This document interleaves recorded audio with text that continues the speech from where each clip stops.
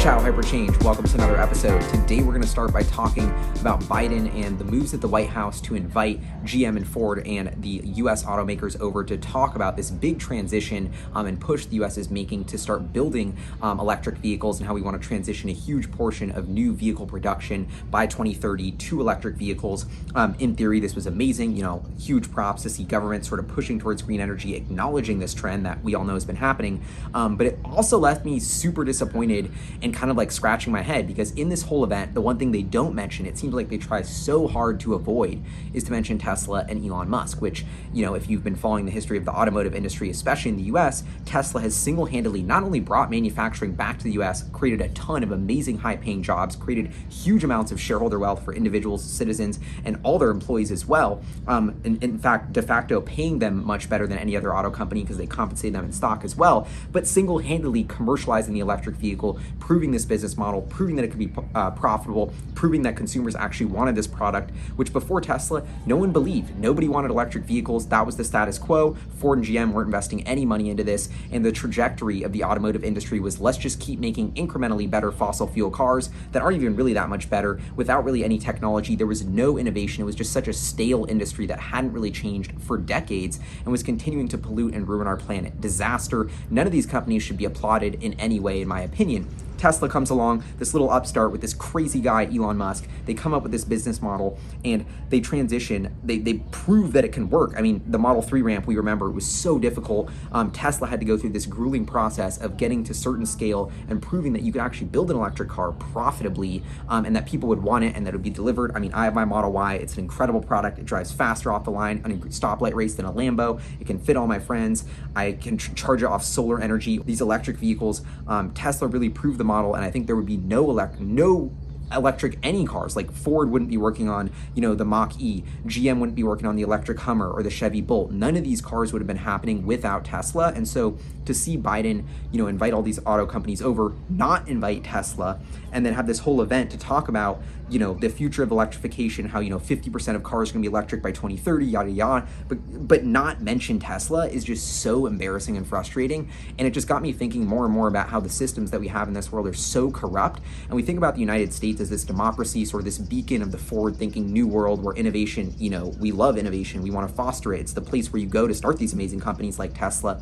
And yet, even when you're as far as Tesla, you're so successful, you've changed the whole industry. You've literally single-handedly changed the trajectory of fossil fuel emissions of the whole world by creating this product, the Model 3, and proving that electric vehicles could work. And yet your government still will not acknowledge that. And I just think that's super sad. And as someone, I don't like to get political, but I didn't not vote for Biden. So I'm kind of like, and I'm beefing with him because I'm like, bro, this is such a, it just makes me so frustrated. And I think the US, we think it's this fair country, but really we have lobbying. And I think that's what it comes down to in this situation. Like, these companies, Ford and GM, are paying money to politicians. The politicians are going to support them and then write legislation that favors them to help them out. I like to say that lobbying is essentially institutionalized bribery. To me, the US is extremely corrupt when you think about this, and how you could just blatantly ignore a company like Tesla, who's single-handedly creating all this change, and then pretend like the GM and Ford are doing it. Like, it's just so backwards and just boomer and just disappointing, and makes me wonder how we're going to get anything done,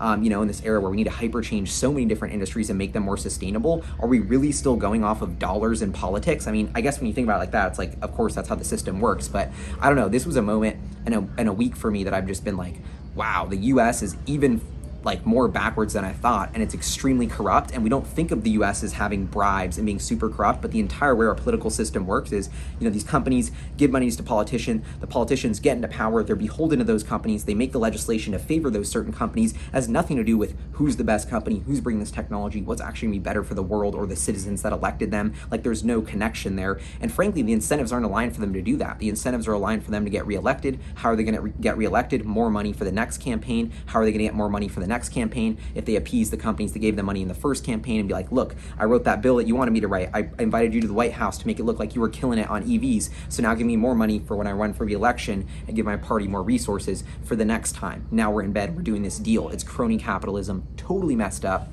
And it's basically bribery. And so, I don't know, I've just been kind of having a major moment of disappointment. But on one hand, it's also maybe there's a ray of hope here, because even despite that system, despite how messed up it is, well, first of all, Tesla's proving that electric vehicles are working. So these companies are actually changing their business model, albeit very stubbornly and slowly, and putting out these like crazy targets that it's like 2030. Like, who knows if they're actually going to make electric cars by 2030, right? It's like 10 years down the road. All these people who are making these deals are going to be so old, they're either going to be dead or retired by that time anyway, so they don't actually care. I mean, it's actually like a joke, right?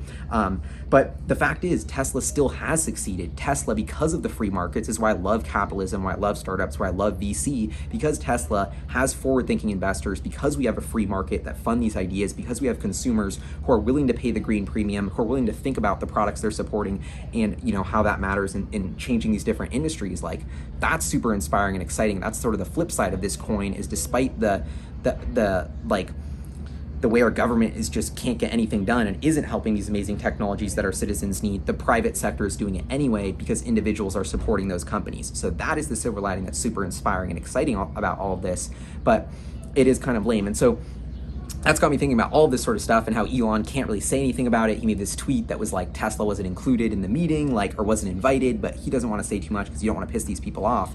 But it's just like, dude, like the Democratic Party, like they're supposed to be the ones championing renewable energy. They're supposed to be, you know, the Green New Deal. Like, have you not done any homework on the science and research behind this and realized that electric vehicles and commercializing battery technology and solar is actually the Green New Deal? So ironic and kind of this crazy catch-22 that it's like, bro, makes me so sad. And so on one hand, I feel like there's so much sentiment of where consumers want to support, you know, renewable energy and the Green New Deal and fight climate change and do it at the government level. But I'm wondering, like, are these politicians so dumb that they don't understand that Tesla's literally fixing this problem? Or are they just that corrupt where Tesla's not paying them and so they're just going to hate on Elon Musk? I think it's a little bit of both, but it's super disappointing. That's why I also made a tweet about Greta Thunberg, who like is, I don't know, I kind of am inspired by Greta Thunberg, like this super young person getting people woke about climate change and politics, but also it's like she's always hating, and it's always kind of like this negative tone of what are we not doing? You know, nobody's doing anything. We should be panicking. This sucks. Instead of highlighting, you know, positive vibes, who are the people actually fixing these problems? How can we support them? How can we accelerate these moments of like, you know, brightness and positivity and progress, like Tesla, in my opinion? I think people like her and AOC and Biden should be getting 100% behind Tesla if they're actually putting, you know, their actions behind their words, but they're not. And so that really frustrates me, but that's something I've been thinking a lot about. And it's like, damn, how are we gonna get anything done if we can't even realize that Tesla, and it's also like the manufacturing part of this, not just the green energy transitioning us to electric vehicles and saving the planet from climate change, it's like bringing jobs back, super strategic. Like the US to me is falling off in so many different ways. Our education is bammer. Like we're just, our healthcare system, like we're just falling behind in a lot of ways, even though we think we're an advanced country. And yet you have companies like Tesla, which are bringing back extremely high paying jobs, when our own, you know, American companies, GM and Ford, what have they been doing for decades? Outsourcing jobs. The Mach-E built in Mexico. Like that's the EV we want versus Tesla, which bought this abandoned factory by GM and Toyota in San Francisco, like the highest paying district, paying way more taxes than they should have, and is building cars from scratch, rehiring people, invigorating that economy. And like, that's an almost even more powerful thing, or just equally as much as the climate change part of it. So it's so interesting to me that, like, you know, and then I saw another tweet about Biden that's like, we've never added more jobs in the history of our economy. And it's like, where are those jobs numbers coming from? The companies that Elon Musk is building that you refuse to acknowledge. So it's like the levels of irony and just kind of patheticness that our government put on display this week, to me, reached a new all-time high. And so I don't know how that's going to change, but I'm trying to talk about it because I think a lot of people, and I made this tweet about it that I think was like my most viral tweet ever. And I think it's because people know and they're frustrated and they're like, damn, like I have the dopest electric car ever. Tesla's already selling 100% electric vehicles. They're already transitioning the industry, not in 2030, but today. And yeah, let's show love to that, not this GM and Ford bullshit. So that is what it is. But in the long run, you know, those politicians will die and become less irrelevant and will be looked on from the lens of history as being pretty whack, and companies like Tesla will succeed and will make their shareholders super wealthy, and GM and Ford will kind of crumble because they didn't make the early investments in the technology that was needed, and they're only doing it to make a profit now because it's either go electric and compete with Tesla or die. It's not like we have this vision for the future that's better for the planet and our stakeholders and everybody, so that's why we're gonna, you know, invest in the long term, go through these pains to invest in this crazy new technology and commercialize it. Like, it's none of that. It's just like, this is what Tesla's doing. We have to copy them because that's the best-selling car, and they're going to put us out of business with the Cybertruck. So we got to come up with the electric F-150 and the electric Mach-E and the electric Hummer. So like, let's do that. It's kind of like this marketing BS move. So Anyway, it's a very interesting moment in capitalism, but surprising to see how much this old legacy industry is like clinging on to the bureaucracy. And I think it was almost a good thing that it happened because it was just so ridiculous. And to see like Pete Buttigieg go on CNBC and all these politicians like try so hard to not mention Tesla that it's like, I don't know, it's just kind of comical to see. It's like, damn, bro, like you guys know what's happening. Like I feel like they're not that dumb, but they just like are so beholden to the guap and the money that like, it's just pathetic. So anyway, that is what it is. And that's got me thinking even more about like this cryptocurrency thing. You know, speaking of, you know, big powers shaking down these legacy institutions that are screwing us over, like the Fed and the dollar, you know, you think about what Bitcoin is, so decentralized, so unstoppable. I've been thinking a lot about like China stopping and getting away from Bitcoin. You know, the US dollar has been the reserve currency of the world for so long. The petrodollar, oil's traded in dollars. You think about what China is strategically doing, trying to get oil traded in the yuan, trying to make the yuan the reserve currency of the next century. And Bitcoin is a threat to all of that. So when I think about what's so exciting about Bitcoin, but equally sort of like the biggest risk and threat to owning Bitcoin is like, man, we are threatening some incredible powers that be here. And this idea that it's also started by someone that's anonymous, like that to me is another X factor about Bitcoin is Satoshi Nakamoto. Like nobody still knows who this is. And I feel like we're only, you know, 10 or 15 years away from when Bitcoin was created. So we're still kind of early in history's unfolding. Maybe Satoshi's still alive. Satoshi Nakamoto, right? If you don't know, this guy wrote the Bitcoin white paper, this incredibly well thought out sort of breakthrough of computer science and economics. And not only just in a theoretical academic perspective, but implementing it. He was one of the first miners who was mining Bitcoin, actually, you know, putting the work in for his own network. That's why the wallets that were owned by Satoshi, people think, accrued like 1 million Bitcoin. So 1 million out of that 21 million Bitcoin is in wallets that haven't been sold that we think this, you know, person or group of people control. Now that 1 million Bitcoins at 40,000 a Bitcoin is worth 40 something billion dollars. The GDP of a small country rapidly rising. If Bitcoin, you know, goes to $1 million of Bitcoin, which I think might happen, those 1 million Bitcoins are worth $1 trillion or whatever. This guy would easily be the richest person in the world. So you think about this world we're getting ready to go into where cryptocurrencies are super powerful. The person that created them is anonymous. It just, the level of hyperchange that's occurring on so many different levels there is got me really thinking. And now I'm almost a little more bearish. I mean, I still have a ton of Bitcoin. I haven't sold any, but I'm almost like a little more bearish than I was because seeing this Biden electric vehicles thing, it's like, wow, like our government is still really beholden to these powers that be and these corrupt industries. And, you know, banking is a super big corrupt industry that has a huge amount of lobbying power and just presence in our government. And so any threats to that dominance are going to be scrutinized very closely. And the biggest bear threat to Bitcoin at this point is legislation, is them making it so hard to own, taxing it so much, or making it illegal.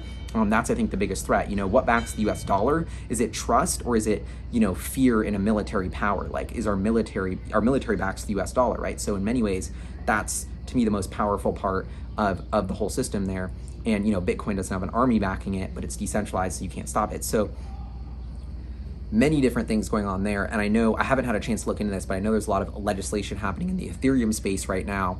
And that just gets me worried. Like these politicians who don't understand cryptocurrency, you know, aren't software native, aren't coders, don't have the incentive to take the time to understand this, have way too much going on to actually think about and understand and create proper legislation for cryptocurrencies, are making legislation. So they don't even understand, even if they had the right incentives, I don't even think they would understand crypto enough to make good legislation. But even beyond that, you have all these legacy powers who are worried about, you know, Ethereum, decentralized finance, Bitcoin, lobbying for politicians. And so could that be a catalyst for them to implement legislation that slows the adoption of those cryptocurrencies? Definitely. I think that's one of the biggest threats to all of them.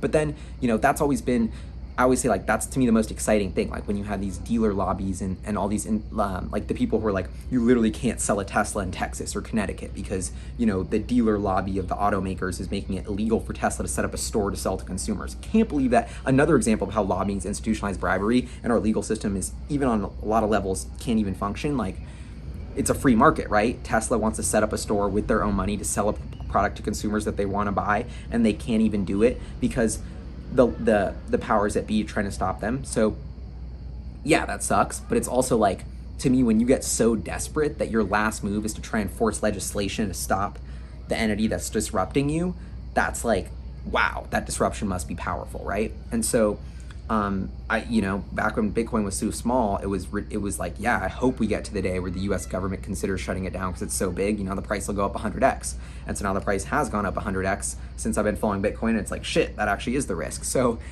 that's kind of interesting. But I don't know. I don't know. Do you know? I'm super curious. People should leave in the comments. What is the prevailing theory of Satoshi Nakamoto? Like, who is this guy? Who are these group of people? I mean, is it Elon Musk? I don't know. I think there's a non-0% that's true. Is it aliens? Non-0% chance that's true. Is it the CIA? Non-0% that's true. Like, right? All of these theories, like, it could be anything. Like, I think, people love watching Netflix and all these sci-fi movies and Black Mirror, but to me, it's like we're living through one of the most fascinating Black Mirror episodes almost in real time. If you take a step back and think about that the richest person is this anonymous person who started cryptocurrency that, is now being adopted on this global level, fighting the most powerful institution we have, that's the US dollar. So it's like, will it come out?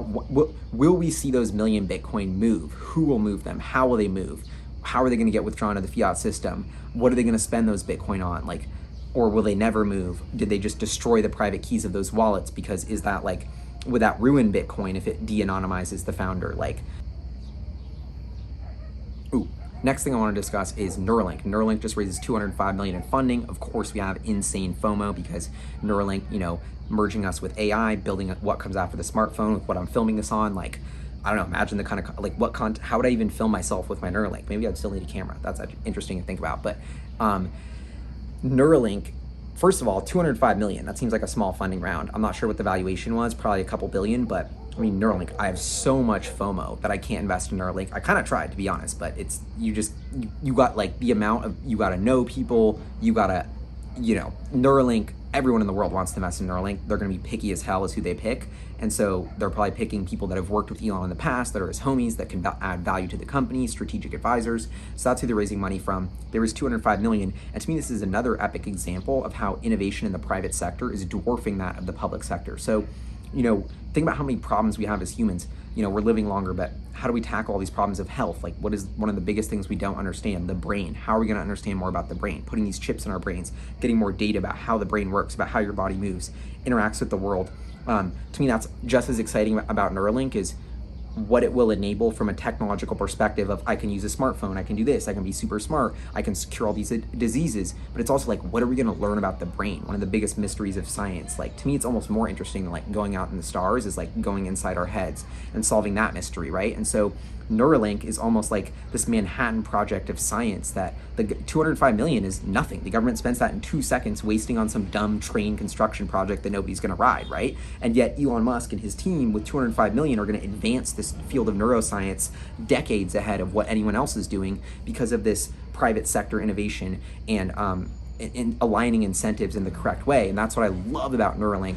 The way they're structuring it is I've never before seen, I mean, this does happen in biotech, but you get these people in academia who are making, I don't know, a couple $100,000 a year, writing papers, doing this, not seeing their ideas implemented, but they have all these smart ideas. They're working in silos at different universities across the world. And Neuralink is able to be like, wait, we're going to bring you all together. We're going to pay you a Neuralink stock. We're going to allow you to make more money than you've ever made. We're going to allow your ideas to be in products that could be affecting billions of people, that could actually be changing diseases and all of this other stuff, right? So that is so much more exciting. Not only are you going to make them, combine all these forces, but maybe even make them work harder because they're so excited about the potential of what they're doing. And so that was the biggest takeaway when I went to this Neuralink event a couple years ago where they unveiled the company and talked about it. Like, the people that were there were just so smart and so academic, and the way that Elon brought all of them together to focus on this one goal, to me, was like just such a powerful piece of the puzzle.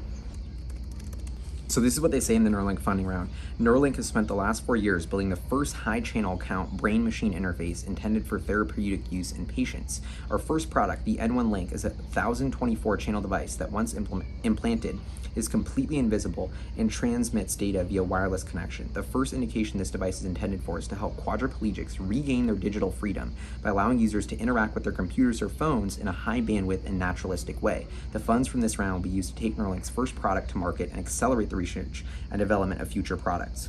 So I mean, that is insane. And they even say Neuralink was founded by Elon Musk to help those with brain injuries in the near term and reduce AI's risk to humanity in the long term. The company's mission is to develop brain-machine interfaces that treat various brain-related ailments with the eventual goal of creating a whole brain interface capable of more closely connecting biological and artificial intelligence. I mean, I think this is like the next crazy evolution of humanity, where these monkeys that have been evolving this really archaic sort of way, and now the ability to integrate computers into our brains is like, this is, and to have artificial intelligence in your brain at all times, like, what does that even mean? That's honestly another thing I'm kind of curious that people think of. Like, when Elon says we have to merge with the AI for it to not surpass us and we become this new thing, it's like, what does that mean? Like, is it just you kind of have Google at your fingertips and you can Google things faster essentially? And, you know, I don't know. I almost feel like the human brain, we're going to reach this limit of like the information that the human brain can intake and process. And then it's like, well,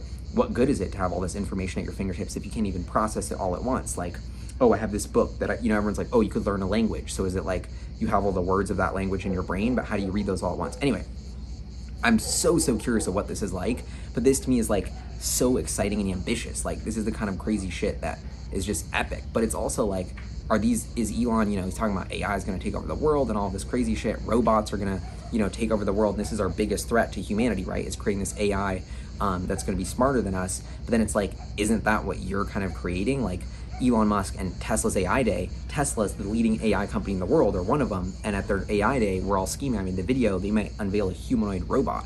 And so it's like, bro, Elon, you're going to unveil this humanoid robot with AI in it, and you're the one who's worried about AI taking over the world? Like, it almost seems like he wants to manifest him bringing this AI technology to the masses first so he can make sure that it's going to be safe enough to work. But in doing that, could this really weird sort of dark sci-fi scenario occur where he like manifests his own worst nightmare by creating this AI technology? Like, that's one thing I kind of worry about. So I don't know, but that's another, maybe to end the episode, I feel like this is kind of interesting theory, like Neuralink and Tesla. I feel like they're merging so much, like this idea that, my car, our car is just a computer on wheels. It's sort of this AI robot that serves us.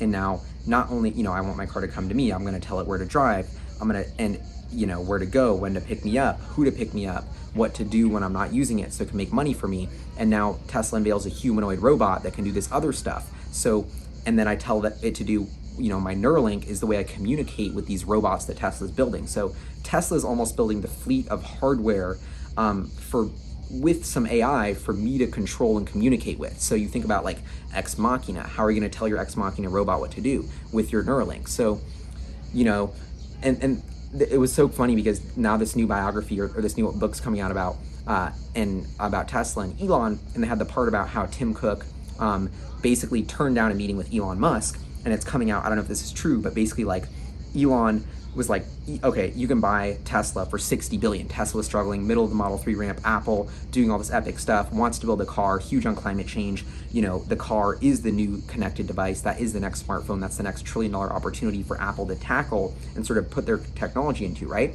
Well, okay, so that makes so much sense.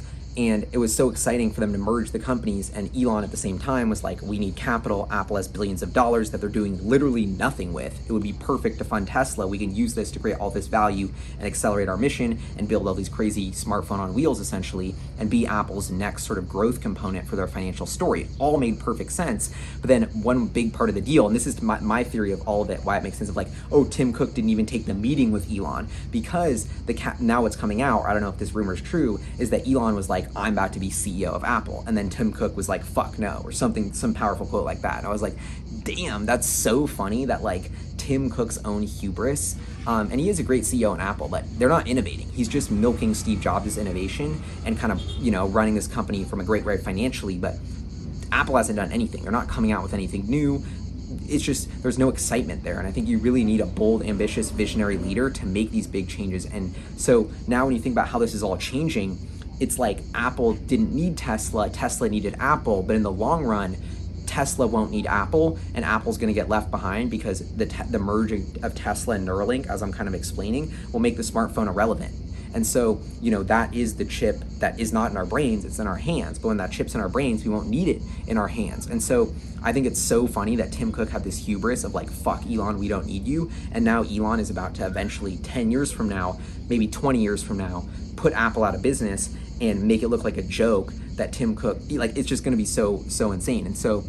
And although if he would have bought Tesla, it's not saying he would have bought Neuralink. Maybe Apple should buy Neuralink, another moonshot, and make Elon CEO, but that's definitely not going to happen. But I don't know. I just think that's super duper interesting. And yeah.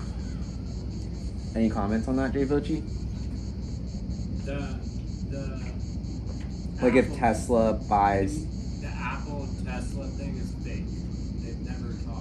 They've never talked, but it is true that Apple tried to buy Tesla, or Elon offered, like, tried to get the... Yeah, but to just say that Tim Cook said, fuck you, Elon... But that's the new quote that came out in the book. But Elon said that book is fake on Twitter. Okay, so apparently Julian's telling me that the book might be fake, so keep that in mind, but I still think... I've heard from inside sources at Tesla that this happened, and the Tesla M&A team and the Apple M&A team talked extensively and had been in talks for years, since 2013, and they even tried to buy Tesla then, but they thought Tesla was too expensive. So I don't know, there's so many rumors here. I think it makes sense, and I'm pretty sure Elon has been on the record saying he tried to get a meeting with Tim Cook, but Tim Cook said no. So that is true, and to me it makes sense that Elon was going to be CEO, and Tim Cook was like, I'm not even going to take the meeting if Elon's going to try and bully me into letting him be CEO.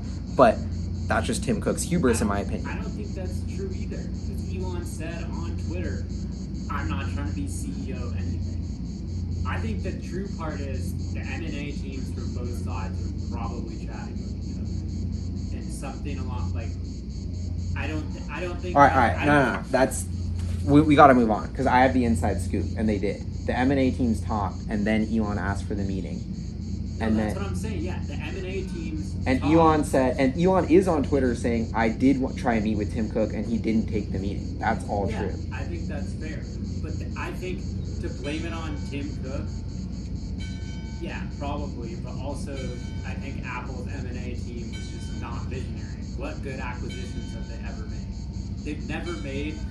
Apple has never made a good, like, transformational acquisition, which would be like a big time bet. Like, think about it, Microsoft, LinkedIn, like, those are big time bets. Apple, what big time bet has Apple made?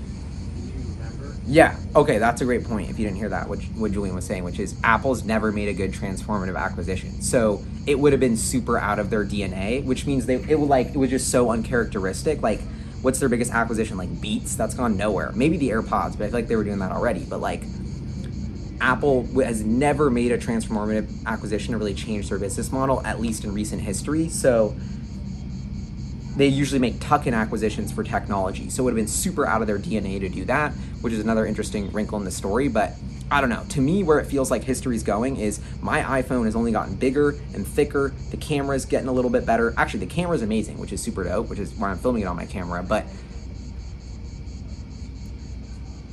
which is actually, now that I'm thinking about it, a dope part of their innovation, because it's like, that's what Tesla's working on, vision to perceive the world. And the way that computers see vision or see the world around them is all based on the cameras. And so, I don't know, to have your robot be able to have the best camera and perceive the world and record it with the most amazing quality and the most immersive way is actually a super important piece of the way that humans are developing with AI. It's like, I can't remember everything perfectly, right? I don't remember the HD version of it. And so my phone is able to remember the super HD version of it in like a superhuman way that I never would have been able to. And so I think it's interesting. That's like a step back of like, Apple has all these resources and all these ways to innovate, and that's where they're focusing their innovation on, is the way to make their camera better and to make your memories stronger, right? Because I think that's going to be the biggest use case for Neuralink and for why we're all going to want one, is because you could record all your memories, not to post them on IG, not to do this or that, but when you're old, to look back on these memories, to look back on your life, or to even just remember these moments, what happened there, who said that, like, how dope was that night, what actually went down, like, all of that is actually gonna be the biggest use case. And so that's why there's so much focus on the camera, and that's why, like, lastly, the thing I'll mention is Snapchat, that's why I think Snapchat's so interesting. What have they been saying since day one? They're a camera company. Like, if you think about who's the most kind of Steve Jobs-esque people that are alive today running these companies as owner, operator, founders, taking huge bets, trying to be visionaries, building the future with their own vision, not just kind of following the Wall Street and financial pundits and trying to maximize cash flow. You have Evan Spiegel working on spectacles, which are in between the smartphone and Neuralink. And so, I don't know, I think he's another big thing of like Snapple. That's another big theory of a huge transformative acquisition that Apple could make that's way out of their DNA that I think would be genius, is like buying out Snapchat or merging with Snapchat and having Evan Spiegel, you know, sort of become part of the team and be CEO-esque or, you know, chief visionary, because apparently Apple's working on their own sort of smart glasses product as well. So, but isn't Apple working on their own brain machine interface too? Like, wouldn't that make a lot of sense? Like, if Neuralink is going to disrupt you, and you're already building smart glasses because you're already thinking about what's coming next after the iPhone, like, how does Apple not have a brain machine interface team? How are they not building Neuralink, essentially, right? I don't know. I think that's got to be happening somewhere in their Cupertino campus, or it's kind of like, you know, what are you spending all these billions of dollars on? That's a couple good ideas right there. So, all right. Anyway, I'm wrapping it up. HyperChange with the epic scheme. Let me know what y'all think in the comments below. See y'all next time. Peace.